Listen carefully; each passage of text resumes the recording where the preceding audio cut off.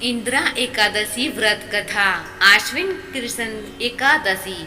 धर्मराज युधिष्ठिर कहने लगे कि हे भगवान, आश्विन कृष्ण एकादशी का क्या नाम है, इसकी विधि तथा फल क्या है, सो कृपया करके कहिए। भगवान श्री कृष्ण कहने लगे कि इस एकादशी का नाम इंदिरा एकादशी है। यह एकादशी पापों को नष्ट करने वाली तथा पितरों को अधोगति से मुक्ति देने वाली होती है। हे राजन, ध्यान पूर्वक इसकी कथा सुनो। इसके सुनने मात्र से ही वायप्य यज्ञ का फल मिलता है। प्राचीन काल में सतयुग के समय में महिष्मती नाम की एक नगरी में इंद्रसेन नाम का एक प्रतापी राजा धर्म पूर्वक अपनी प्रजा का पालन करते हुए शासन करता था। वह राजा पुत्र पौत्र और धन आदि से संपन्न और विष्णु का परम भक्त था। एक दिन जब राजा सुख पूर्वक अपनी सभा में बैठा था तो आकाश मार्ग से महर्षि नारद उतरकर उसकी सभा में आए। राजा उन्हें देखते ही हाथ जोड़कर खड़ा हो गया और विधि पूर्वक आसन पर आश्रय दिया। सुख से बैठकर मुनि ने राजा से पूछा कि हे राजन, आपके सातों अंग कुशल पूर्वक तो हैं, तुम्हारी बुद्धि धर्म में और तुम्हारा मन विष्णु भक्ति में तो रहता है। देवर्षि नारद की ऐसी बातें सुनकर राजा ने कहा, हे महर्षि, आपकी कृपा से मेरे राज्य में सब कुशल है तथा मेरे यहाँ यज्ञ कर्मादि सुकृत हो रहे हैं। आप कृपया करके अपने आगमन का कारण कहिए। तब ऋषि कहने लगे कि हे राजन, आप आश्चर्य देने वाले मेरे वचनों को सुनो।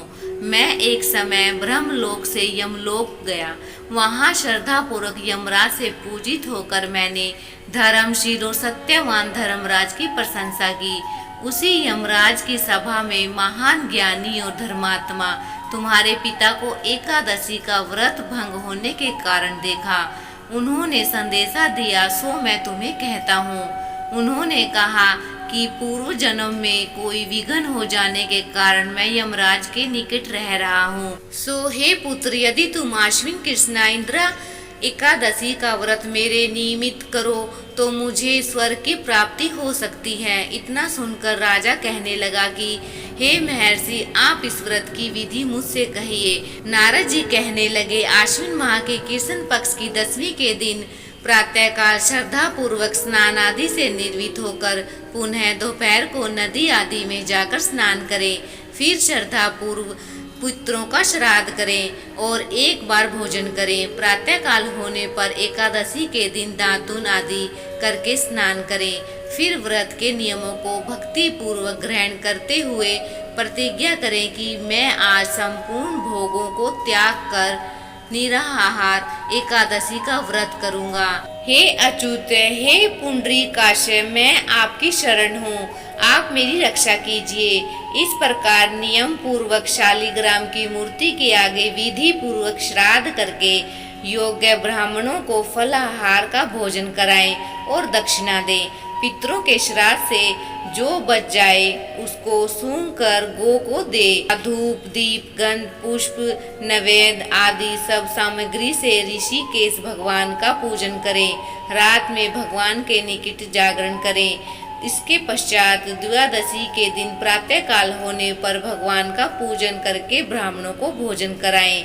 भाई बंधुओं स्त्री और पुत्र सहित आप भी मौन होकर भोजन करें।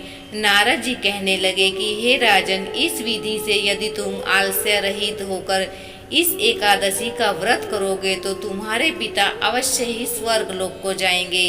इतना कहकर नारद जी अंतर्ध्यान हो गए। नारद जी के कथनानुसार राजा द्वारा अपने बंधुओं तथा दासों सहित व्रत करने से आकाश से पुष्प वर्षा हुई और उस राजा का पिता गरुड़ पर चढ़कर विष्णु लोक को गया। राजा इंद्रसेन भी एकादशी के व्रत के प्रभाव से निष्कंटक राज्य करके अंत में अपने पुत्र को सिंहासन पर बिठाकर स्वर्ग लोक को गया। हे युधिष्ठिर, यह इंदिरा एकादशी के व्रत का महात्म्य मैंने तुमसे कहा। इसके पढ़ने और सुनने से मनुष्य सब पापों से छूट जाते हैं और सब प्रकार के भोगों को भोग कर वैकुंठ को प्राप्त होते हैं। इति शुभम। आई होप आपको ये वीडियो अच्छी लगी है। अगर अच्छी लगी है तो प्लीज़ चैनल को सब्सक्राइब कीजिए, लाइक कीजिए और कमेंट्स कीजिए। मिलते हैं नेक्स्ट वीडियो में।